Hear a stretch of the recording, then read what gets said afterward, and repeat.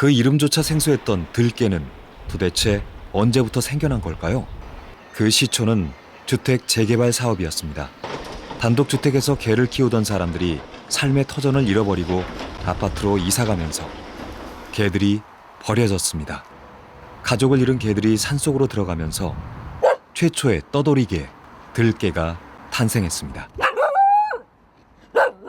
근본적인 원인 방법은 누구나 쉽게 키우고 누구나 쉽게 버려진다는 거에 대한 문제점이 있는 거고, 끝까지 책임질 수 없는 상황에서 어떠한 대책, 대안 없이 그냥 마구잡이로 길거리에 내몰리게 된 개들이, 그 개들도 이제 자체적으로 자생을 해야 되기 때문에 결국 살아가는 방식을 터득하기 위해서 그렇게 스스로 이제 들개화가 된 거고. 지금도 계속되고 있는 서울의 재개발 지역은 모두 471곳. 반려견 유기가 사라지지 않는 한 들개는 계속 늘어날 수밖에 없습니다. 오늘 민원을 받고 출동한 곳은 북한산 아래 한 주택가입니다. 이 골목에서는 들개와 마주치는 일이 매우 흔한 일입니다. 한낮에도 들개들이 길거리에 나와 햇볕을 쬐며 휴식을 취하는데요. 먹이통으로 봐서 밥을 챙겨주는 주민도 있어 보입니다. 북한산과 민가를 자유로이 오가는 들개들은 마치 이곳의 골목대장 같습니다.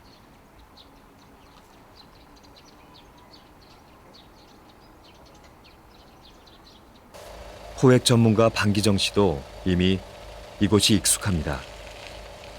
몇 번 포획을 시도했으나 그냥 돌아섰던 곳. 그 사이 들개 가족이 더 늘었습니다. 민원이 계속 들어와요. 지금 잡아달라고 연락 왔어요. 얘들은 옛날부터 있었던 애예요, 사장님. 한 마리 쟤만 늘어난 거예요, 쟤가 새끼였거든요. 네, 그리고 그러니까요. 저렇게 좀 금방 크니까 저 새끼들을 잡아가세요. 얘는 이제 죽을 날도 얼마 안 남았어요. 5년째예요. 아주머니가 그러면 좀 묶어서 기르시든가요. 제가 제발 부탁해요. 제가 안 되니까.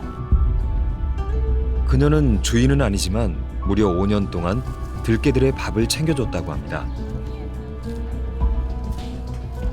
결국 갈등은 극한으로 치닫습니다. 민원이 이거 그럼 민원만 열어서 걔나 저나 다 죽이는 거예요 그냥? 누가 죽인대요? 끌고 가면 죽는 거죠. 그러면 그게 살인다고 생각할 수 있나요? 하는지 그렇잖아요. 민원들 한다고 해 사람들이 불편하다 해가지고 생명을 마음대로 포획해가지고 죽음 속으로 몰아넣는 그런 짓을 하는 것을 그냥 보고 있으란 말이에요. 들개를 사이에 두고 욕설까지 오가는 상황. 누구도 물러서기 어렵습니다. 이상한 조짐을 느꼈는지 느긋했던 들개들이 술렁이기 시작합니다. 얘를 잡아가세요. 얘를 잡아가세요. 얘 둘이는 이제 늙었어. 그러니까 얘는 그냥 자기 놀던 동산에서 죽게 하고, 얘 잡아가세요. 얘 이름이 가을이에요.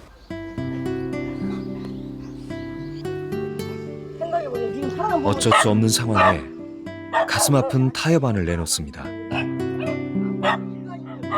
금방 저렇게 불어나잖아요. 걔가. 아주머니 먼저 제가 왔을 때 잡았으면 이런 일이 없어요.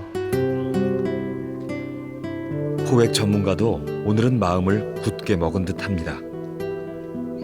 아이를 키우는 집이나 등산객들은 들개를 잡아가라고 하고 먹이를 주는 사람은 안전하다고 합니다. 그냥 얘네들 태어나기 그렇게 태어났으니까 살아있는 동안은 밥을 주고서 키워야죠. 이 등산하는 사람들 이렇게 따라가요. 그러니까 등산하는 사람들은 그걸 모르고 무서워서 쫓아갖고 우리 절에 와서 개 좀 묶어 키우라고 막 항의를 한다니까요. 주민들의 의견도 엇갈립니다.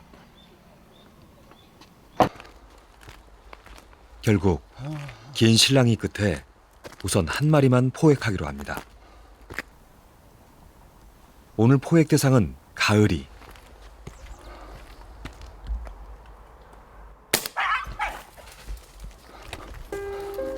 북한산 아래에서 2년 남짓 살았습니다.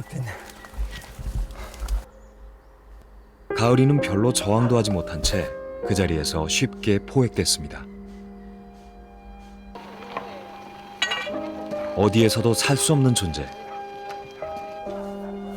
누구도 책임지기는 어려운 들깨.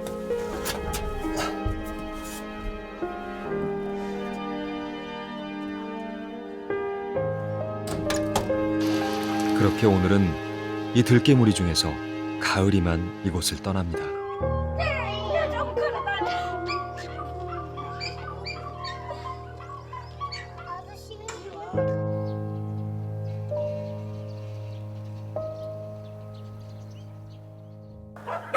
가을이가 떠난 밤. 가족을 잃은 들깨들은 오늘따라 예민하게 지저댑니다. 이들은 도대체 어디로 가야 할까요? 그들은 지금 세상을 향해 항변하고 있는지도 모릅니다.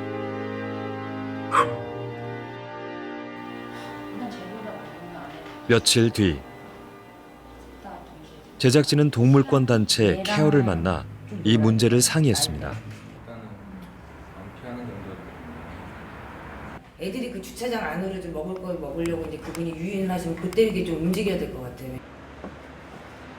가장 급선무는 더 이상의 들깨 번식을 막는 중성화 수술. 그러기 위해서는 이 또한 포획이 필수입니다. 그렇게 다시 들깨무리를 찾았습니다.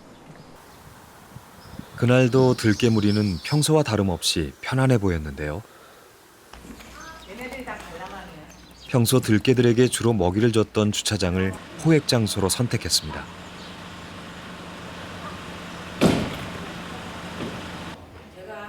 고기 냄새가 진동하자 경계하던 들깨 한 마리가 참지 못하고 입구에 들어서기 시작합니다.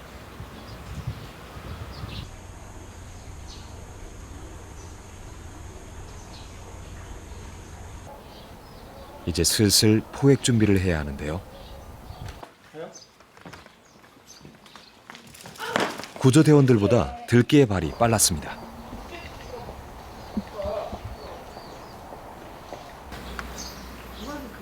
네 시간 동안 계속된 구조. 잡았다. 내가 애들 놀래니까 괜찮아. 가만히 있어. 드디어 한 마리가 잡혔습니다. 지지마 애들 긴장하니까. 문 열린 주택가로 몸을 피한 들깨 한 마리가 포획됐습니다. 오랫동안 사람을 가까이 한 탓일까요? 금방 굴복하고 맙니다. 들깨들에게 가장 안전한 건 입양되는 것일 텐데요. 두 차례 만나 밥을 챙겨줬던 주민을 설득했지만 키울 곳이 마땅치 않아 불가능한 상황이었습니다.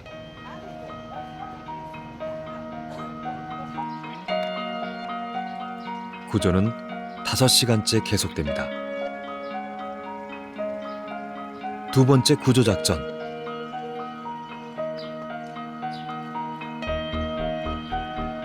새끼 한 마리가 사방이 막힌 담벼락 안으로 들어갑니다. 긴박한 순간 어렵게 포획에 성공했습니다. 이 누렁이는 가을이의 새끼입니다.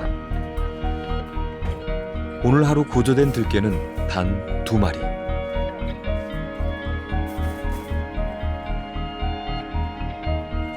들깨는 구조도 해결 방법도 쉽지 않습니다.